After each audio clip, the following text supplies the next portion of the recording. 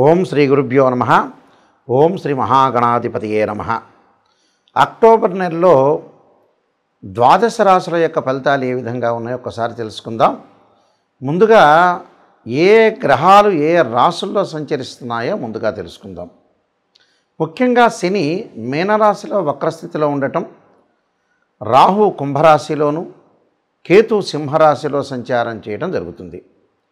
ముఖ్యంగా ప్రధానంగా గురువు అక్టోబర్ మాసంలో 18వ తారీఖు వరకు కూడా మిథున రాశిలో సంచారం చేసి 18వ తారీఖు నుంచి కర్కాటక రాశిలో ప్రవేశం జరుగుతుంది.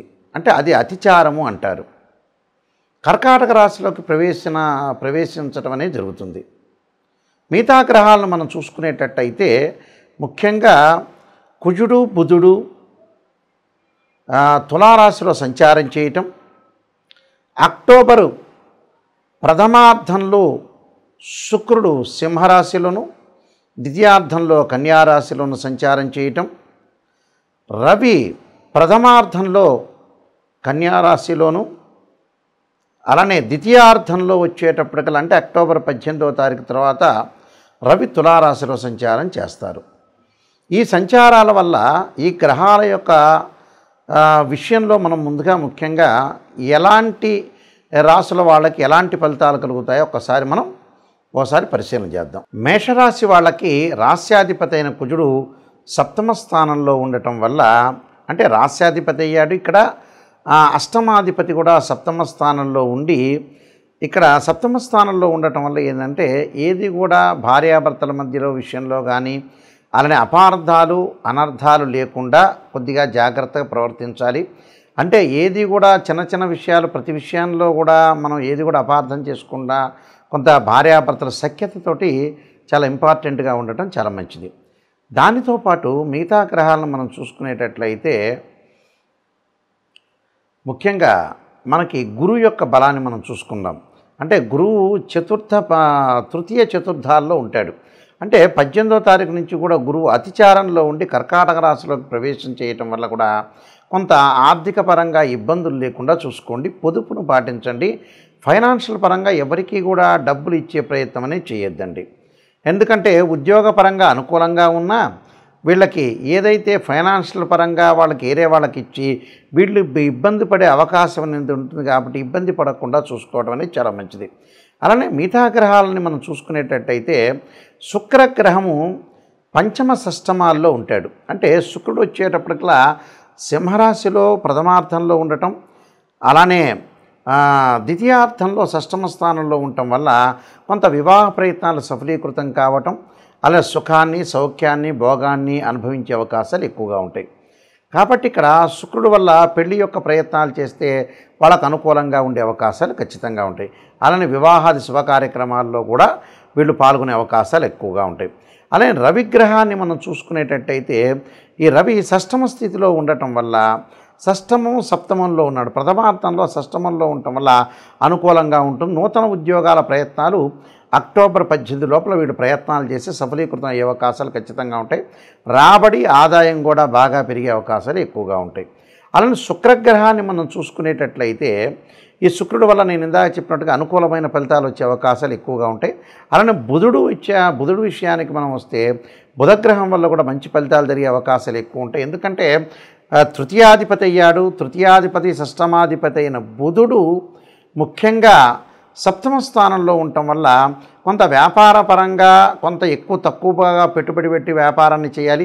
ఎక్కువగా పెట్టుబడి పెట్టడం వల్ల కూడా అనవసరమైన అనర్థాలకి అనవసరంగా డబ్బులు కోల్పోనే అవకాశాలు ఎక్కువ ఉంటాయి. కాబట్టి కోల్పోకుండా ఉండటం చాలా మంచిది. అలా శని యొక్క బలం వల్ల ధనలాభం కలిగే అవకాశాలు ఎక్కువగా ఉంటాయి. అలా రాహు యొక్క బలం వల్ల విదేశాలకు వెళ్ళే అవకాశాలు బాగా ఎక్కువగా లభించే అవకాశాలు ఉంటాయి. అక్కడ గ్రీన్ కార్డు కూడా వచ్చే అవకాశాలు ఎక్కువగా ఉంటాయి. అలానే కేతు యొక్క బలం వల్ల కూడా వీళ్ళకి కొంచెం సంతానపరంగా కొంత ఇబ్బందులు కలిగే సూచనలు బాగా ఎక్కువగా ఉంటాయి.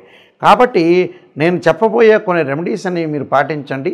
ముందుకు వెళ్ళటం వల్ల మీకు మంచి జరిగే అవకాశాలు ఖచ్చితంగా ఉంటాయి. ఈ రాశివారు ముఖ్యంగా కొన్ని ప్రత్యేకంగా రెమెడీస్ అనేవి అనుసరించాలి. ఆ రెమెడీస్లో నేను కొన్ని పరిహారాలు చెప్తాను. ఆ పరిహారాలు పాటిస్తే మంచి జరిగే అవకాశాలు ఖచ్చితంగా ఉంటాయి. ఎందుకంటే ఈ రాశి వాళ్ళు ముఖ్యంగా సూర్యుడి యొక్క నమస్కారాలు చేయటం మంచిది. ఈ అక్టోబర్ మాసాల్లో 4 ఆదివారాల పూట కూడా 4 ఆదివారాలు ప్రాతకాలంలో సూర్యుడు ఉదయించే సమయంలో సూర్యుడి యొక్క ప్రార్థన చేయాలి. సూర్యుడి యొక్క ప్రార్థన చేయటంలో చాలా మంచి మంత్రం ఏమిటంటే సూర్యగాయత్రి మంత్రం అంటాం మనం.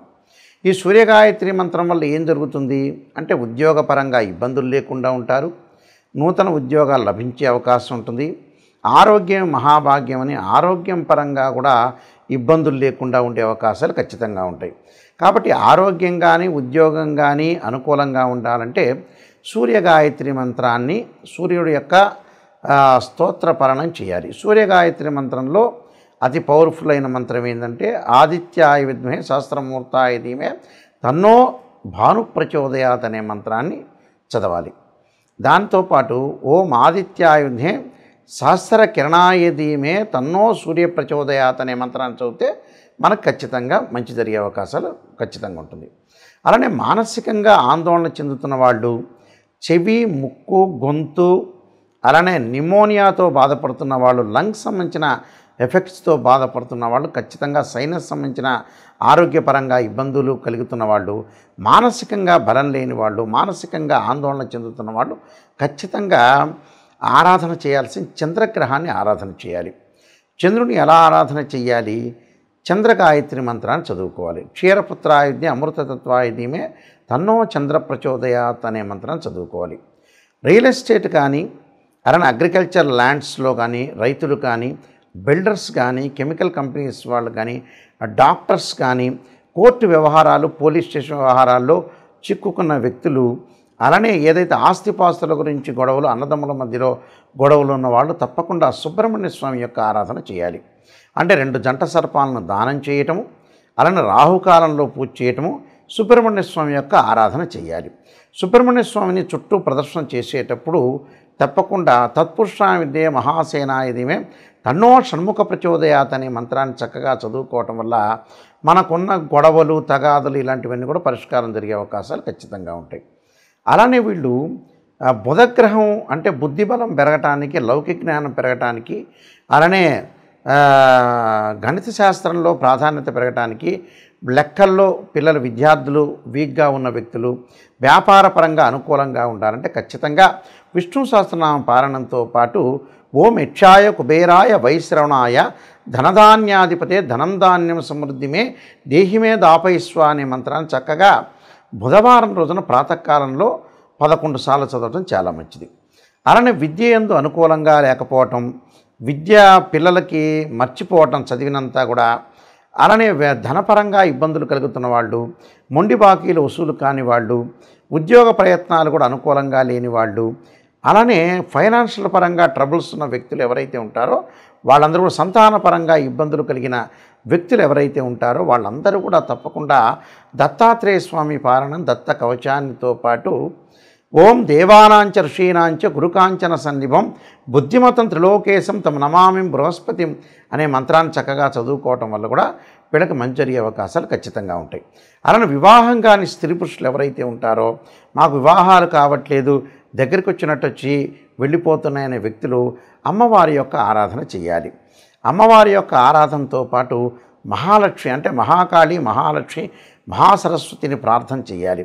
అలానే కాత్యాయనాయుధ్యే కన్యాకుమారి ధీమహి తన్నో దుర్గి ప్రచోదయాత్ అనే మంత్రాన్ని చదవటం వల్ల శీఘ్రంగా వివాహం జరిగే అవకాశాలు ఉంటాయి. అలానే శుక్రవారం రోజున బొబ్బర్లు దానం చేయటం, వీలైతే బొబ్బర్లు ఆవుకు పెట్టే అవకాశం అనేది చూసుకోవాలి. అలానే వీలైతే శుక్ర జపం చేయించటం, అలానే అబ్బాయిలు వివాహం కాలేదంటే వరపాశుపతాస్త్ర అంటే కన్యాపాశుపతాస్త్ర రుద్రాభిషేకం, అమ్మాయిలు వచ్చేటప్పటికల్లా అంటే అబ్బాయిలు వచ్చేటప్పటికల్లా ఈ శుక్రుడి గురించి మళ్ళీ రిపీట్గా చెబుతున్నాను చూడండి ఒక్కసారి. శుక్రగ్రహం నుంచి మళ్ళీ చెబుతున్నా.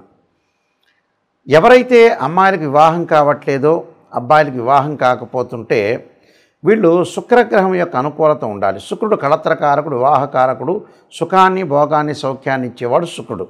ఈ శుక్రగ్రహం వల్ల మరి ఎవరికైతే వివాహం కావట్లేదో అబ్బాయిలు కన్యాపాశుపతాస్త్ర రుద్రాభిషేకం, అమ్మాయిలు వరపాశుపతాస్త్ర రుద్రాభిషేకం చేయటం, శుక్ర జపము, శుక్ర హోమం చేసుకోవటం, భృగుపాశుపతాస్త్ర రుద్రాభిషేకం చేసుకోవటం వల్ల చాలా మంచి జరిగే అవకాశం ఖచ్చితంగా ఉంటుంది. అలానే ఆయు ప్రమాణం తగ్గుతూ ఉండి ఆరోగ్యపరంగా నష్టాలు జరుగుతున్న వ్యక్తులు శని యొక్క ప్రభావం ఉంటుంది కాబట్టి శని యొక్క ఆరాధన చేయాలి. వీలైతే మరి నువ్వుల నూనెతోటి శివుడికి అభిషేకం చేయటం వల్ల ఆయు ప్రమాణం పెరుగుతుందని శాస్త్రంలో చెప్పారు. అలానే విదేశాలకు వెళ్లకుండా, విదేశాలకి ఏదైతే వీళ్ళకి వీసా రాకపోవటం, విదేశాల్లో ఉన్న వ్యక్తులకు కూడా అక్కడ వాళ్ళకైతే మంచి వ్యాపారం కానీ అలానే మంచి జాబ్ కానీ రాకుండా, గ్రీన్ కార్డు కూడా రాకుండా ఉన్న వ్యక్తులు, విదేశాల్లో ఉన్న వ్యక్తులు ఎవరైతే ఉంటారో రాహు యొక్క ఆరాధన చేయాలి. అర్ధకాయ మహావీరం చంద్రాదిత్యమర్ధనం సింహకాగర్భ సంభూతం తమ రాహుం ప్రణమామ్యం అనే మంత్రాన్ని చక్కగా చదువుకోవాలి.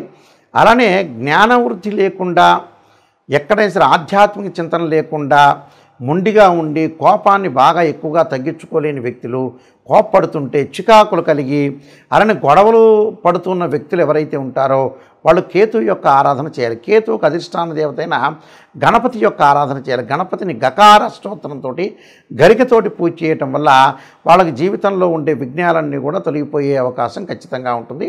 ఈ రాశి వాళ్ళందరికీ కూడా శ్రీ పరమేశ్వరుడి యొక్క అనుగ్రహాన్ని ఉండాలని ఆశిస్తూ, మీ అందరికి కూడా మంచి జరగాలని ఆశిస్తూ సర్వే జనా సుఖినో భవంతు.